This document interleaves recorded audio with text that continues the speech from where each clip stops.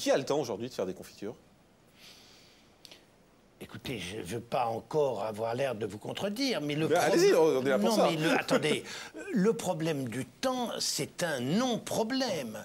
Le temps, pourquoi faire? Si vous ne faites pas de confiture, vous faites quoi à la place? À part regarder Direct 8, l'émission de Morandini, je ne vois pas ce qu'on peut faire entre nous. Vous comprenez? Le problème du temps, c'est que... Enfin, je vais vous donner un exemple, c'est qu'un gamin de 15 ans, c'est pas un homme. Il n'est pas fait, il a encore à se cultiver, il a à apprendre. Eh bien, un bœuf de 2 ans, c'est pas de la viande à manger, c'est de la viande à attendre, qu'elle ait 4 ans. On nie la notion de temps. Or, moi, je pense très sincèrement que c'est bien plus utile d'être un couple chez soi le matin, le samedi. Le samedi, je dis pas qu'il faut cuisiner tous les soirs. On peut cuisiner en avant. On prend son cabas, on va au marché, on emmène les enfants.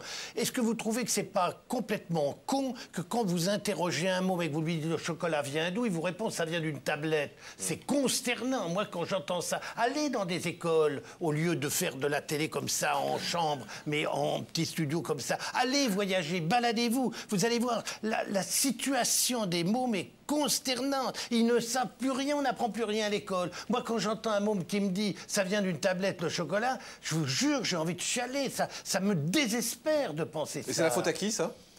D'abord, il y a un problème à l'éducation nationale où, évidemment, on a cessé complètement d'apprendre ces choses-là. Avant, moi, quand j'étais... Vous allez me dire, vous, évidemment, vieux con, 70 balais, à l'école... oui, mais à l'école, moi, de mon temps, on apprenait l'histoire, la géographie, on apprenait les sciences, tout ça à partir d'une fraise. Alors, justement, vous dites à l'école on apprenait, malheureusement ça se fait plus à l'école.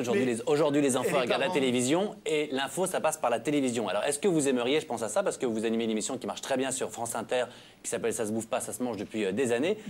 10 ans, pardon. Est-ce que vous aimeriez peut-être transférer cette émission à la télévision où là justement vous toucheriez certainement beaucoup plus les jeunes que sur France Inter. Mon cher, j'ai fait une émission pour les enfants à la télévision qui s'appelait Comment c'est fait, où j'emmenais 4-5 gosses, je les ai emmenés à La Réunion, je les ai emmenés au bord de la mer, des mômes qui n'avaient jamais vu la mer. Vous comprenez, le problème, c'est qu'il y a des mômes qui n'ont jamais vu la mer. Nous sommes des privilégiés, pensons à des gens qui n'ont rien, qui ne savent pas ce que c'est, qui ne voyagent pas, qui sortent d'une école où ils se font chier, ils s'emmerdent, et ils vont dans une colonie de vacances où ils sont avec les mêmes cons qui leur apprennent rien. C'est ça qui est terrible. Alors que moi, je les emmenais balader. Vous ne pouvez pas savoir le miracle que c'est de voir un saulnier à Guérande, par exemple, qui est en train, comme ça, il est en train de tirer son énorme râteau, comme ça, et tout à coup, il y a un tas de sel. Et ça sort de la mer. Les mômes qui regardent ça, quand vous avez un gros plan sur ces gamins, des filles ou des garçons qui sont émerveillés, c'est un miracle pour eux. Et ils vont, ils prennent, ils mettent dans leur bouche, ils se rendent compte que c'est salé, ça vient de la mer. Et là, vous leur expliquez le vent, le soleil, la chaleur, c'est bouleversant.